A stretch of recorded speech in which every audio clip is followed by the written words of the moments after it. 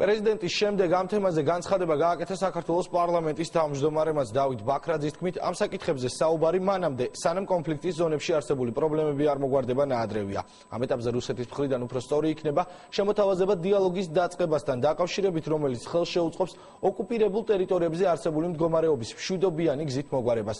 შეგახსენებთ, რომ სპეციალური განცხადება, რომელიც საქართველოსთან დიპლომატიური ურთიერთობების აღდგენას ეხება, რუსეთის საგარეო უწყებამ გუშინ ღამით გაავრცელა.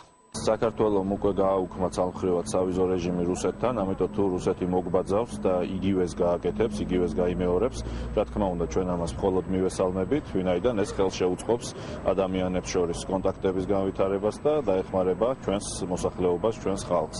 რაც შეეხება დიპლომატიური ურთიერთობის აღდგენას, უნდა კარგად გვესმოდეს, რომ დიპლომატიური ურთიერთობების აღდგენა იმ პირობებში, როდესაც საქართველოში იქნება სამი საელჩო, თბილისში, სოხუმში და ცხინვალში, ნიშნავს რუსული ოკუპაციის ლეგიტიმაციას და ნიშნავს იმას, რომ ჩვენი ხელით საჩუქრად მივართვათ რუსეთს საფხაზეთი და ცხინვალი.